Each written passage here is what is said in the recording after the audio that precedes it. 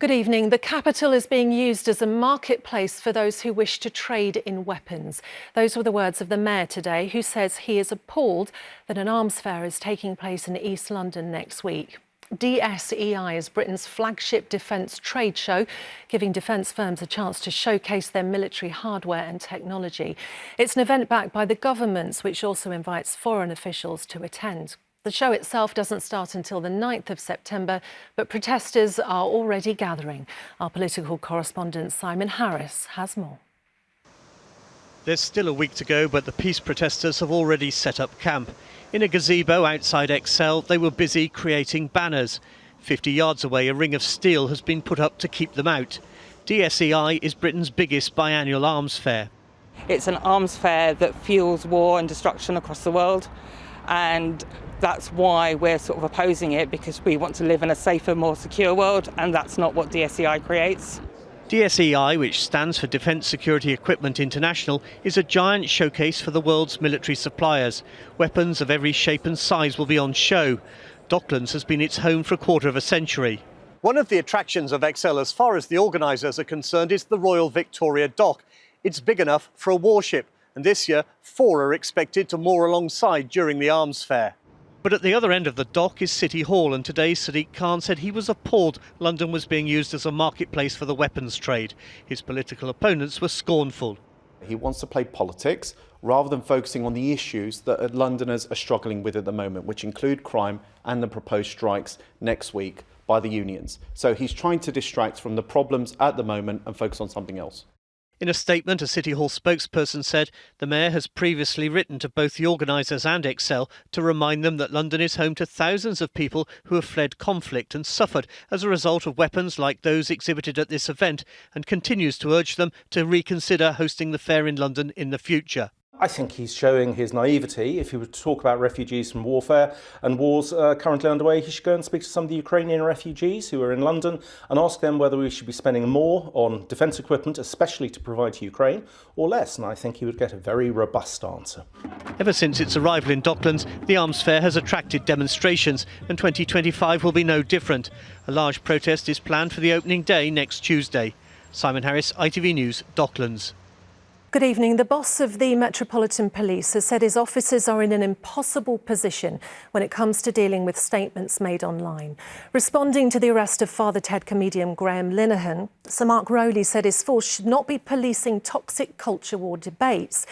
Linehan was arrested by 5 armed officers at Heathrow Airport on Monday evening over posts he'd made about trans issues. This afternoon, he released audio of his arrest in which he threatens to sue the force. The Prime Minister has responded too, saying it is important that police can focus on the issues that matter the most, like knife crime and violence. Our political correspondent Simon Harris has the story. I think I've won about 5 BAFTAs personally, 1 Emmy, done about 5 sitcoms, 3 of which are kind of near household names. By his own admission, Graham Linehan has an impressive CV. His most famous creation is the Irish clerical comedy Father Ted. God, why do nuns have such awful music when you're on hold? If I hear Ave Maria one more time, I don't know. Excuse me! Ave Maria. But on Monday, Linehan was arrested by 5 armed police officers at Heathrow Airport over comments he made on social media about trans issues. He recorded the moment. I'm under arrest. You know what this country looks like. I'm going to sue you into the ground. I'm going to sue you into the ground. I'm going to sue you into the ground. What the devil are they sending 5 armed officers to arrest somebody for a tweet?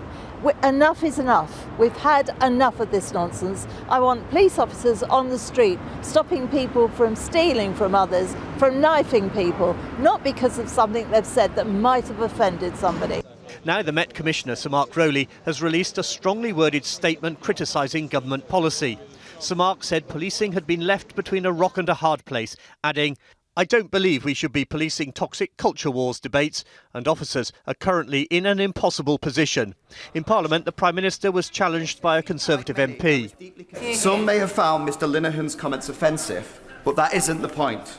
if you don't support speech you don't like, you don't support free speech. We must ensure the police focus on the most serious issues and the issues that matter most to our constituencies and all communities. And that includes tackling issues like antisocial behaviour, knife crime and violence. And we have a long history of free speech in this country. I'm very proud of that and I will always defend it. Tonight, Sir Sadiq Khan echoed the Commissioner's call for clarity from the government on the balance between free speech and inciting violence. Simon Harris, ITV News. A man has been found guilty of sex assaults that sparked huge protests at an Essex asylum hotel. Hadush Kibatu, an asylum seeker, was today found guilty of 5 offences, including sexually assaulting a 14-year-old girl. Over the past few weeks, the Bell Hotel in Epping, where he'd been staying, has become a focal point for anti-immigration protests and counter-demonstrations. Well, Simon Harris has been in court today. Simon, talk us through what happened.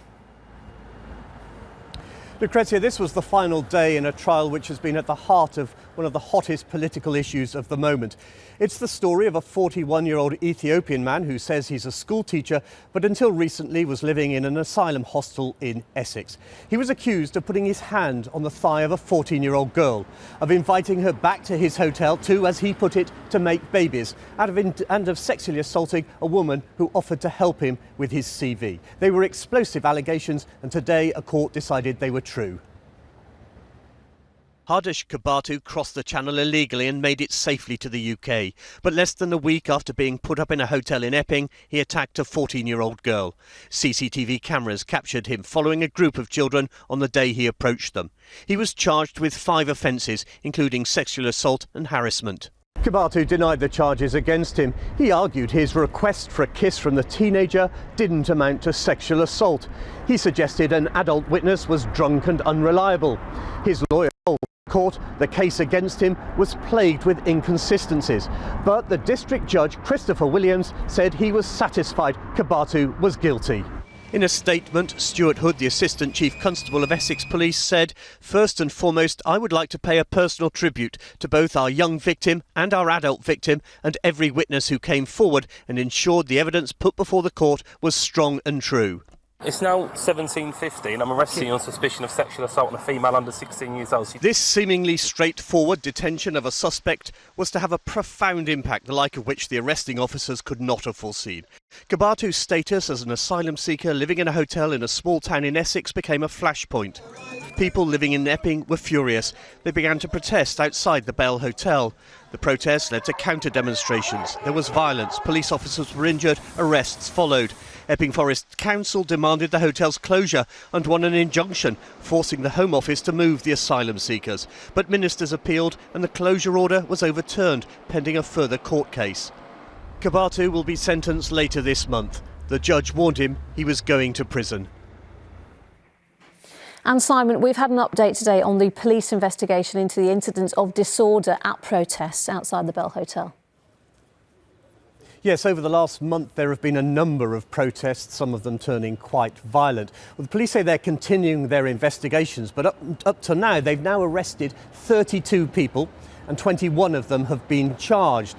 They also say they're continuing their investigation, what they say is a serious assault on 2 security staff at the hotel. And in another move, the Home Office has been told it can't delay, as it wanted to, the final hearing which will decide whether the Bell Hotel can continue to be used for asylum seekers. All right, Simon in Chelmsford, thank you.